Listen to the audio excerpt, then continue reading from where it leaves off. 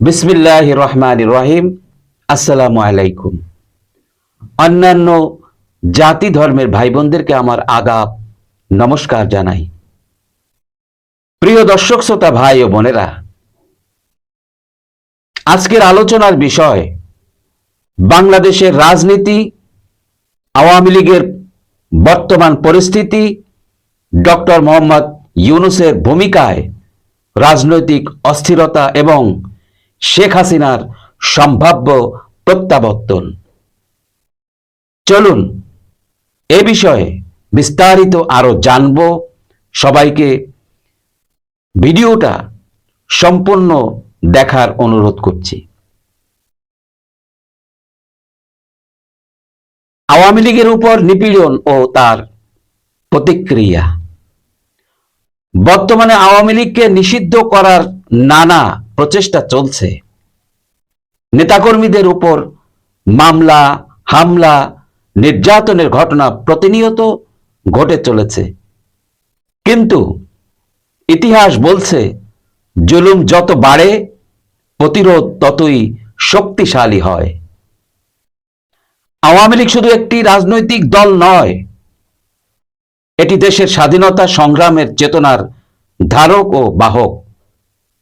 তাই শেখ হাসিনার বাংলাদেশে ফিরে আসা যত বাধাই আসুক, কেবল সময়ের অপেক্ষা। জনসমর্থনের শক্তি তাকে ফেরাবে। ডক্টর ইউনূসের ভূমিকা ও রাজনৈতিক উচ্চ আশা। ডক্টর মোহাম্মদ ইউনূস একজন নোবেল বিজয়ী শান্তির মানুষ হিসাবে পরিচিত হলেও আজ অনেকেই প্রশ্ন করছেন, কেন তিনি সরাসরি রাজনীতিতে আসতে চাইছেন? কেন তিনি আওয়ামী লীগকে বাদ দিয়ে ফাঁকা মাঠে গোল দিতে চাইছেন?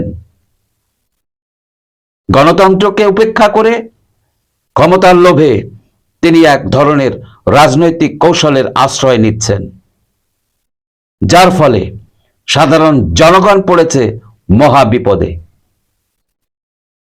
সাধারণ মানুষের দৃষ্টিভঙ্গি ও চ্যালেঞ্জ। আজ দেশের সাধারণ মানুষ দ্বিধায় ভুগছে।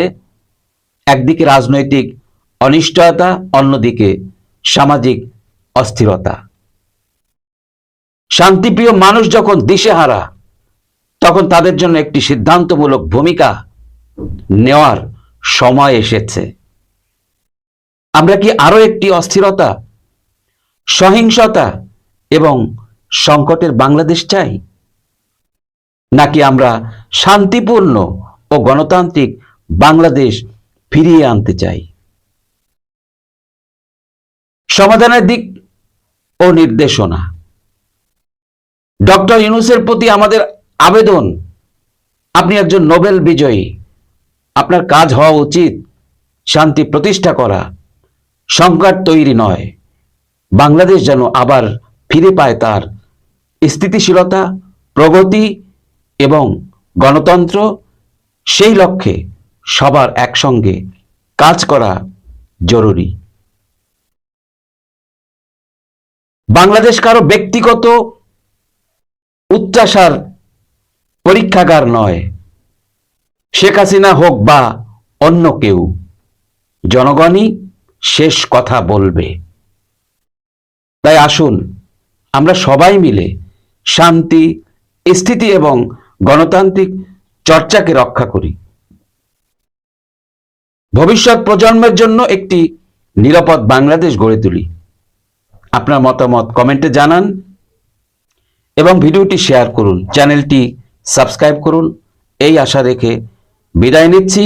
সবাই সুস্থ থাকবেন, ভালো থাকবেন। আল্লাহ হাফেজ। আসসালামু আলাইকুম।